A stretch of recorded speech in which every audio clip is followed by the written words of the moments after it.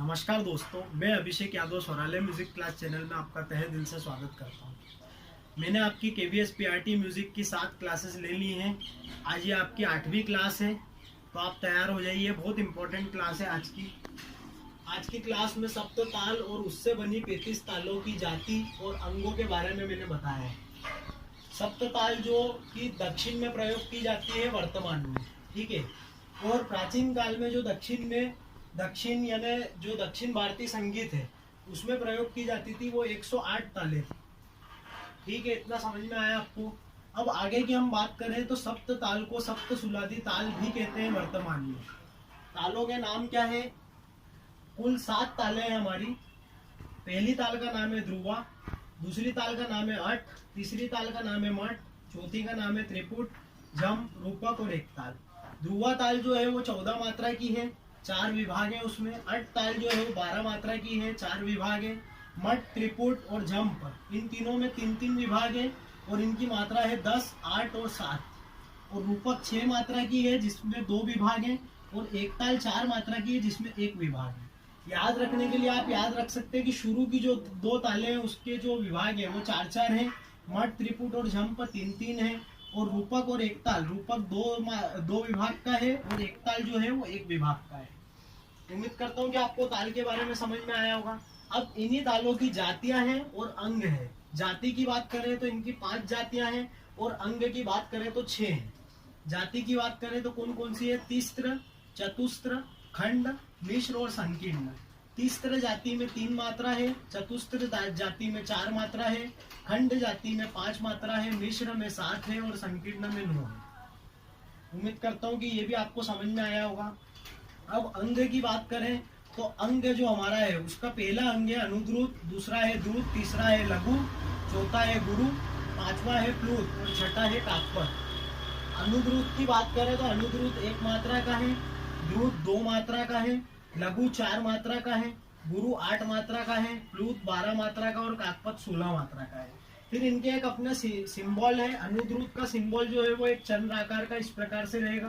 द्रुत का 0 है, लघु का 1 है, गुरु का एस ऐसा बना हुआ है, और प्लूत का 3 मतलब 3 आप याद रखिएगा। और काकपद के 2 सिंबल है, क्रॉस में भी और प्लस में भी, दोनों में आप याद रख सकते हैं। अब तालों को लिखने का तरीका क्या है वो बहुत इंपॉर्टेंट है। जैसा आपको पता है कि ध्रुवा ताल में 4 विभाग हैं, आपको ये चीज पता है। तो देखिए यहाँ पे 4 विभाग कर रखे मैंने, 1 2 3 4।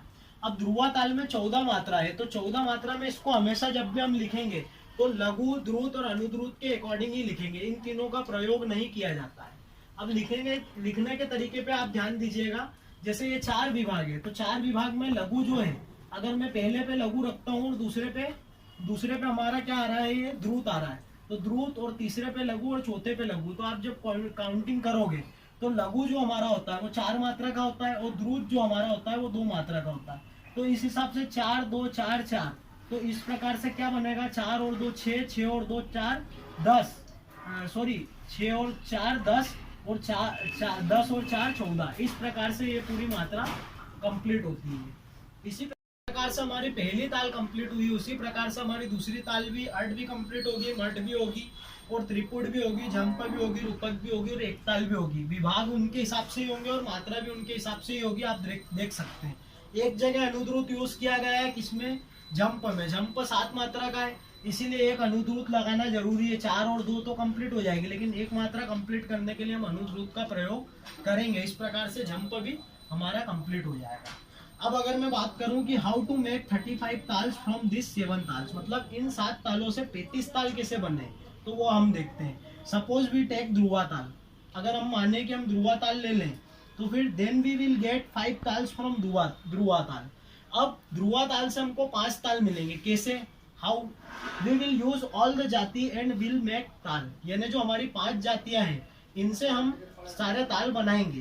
तो एक ताल से हमारे 5 ताल यहाँ पे बनेंगे। देखिए आप, यानी एक जाति से एक ताल।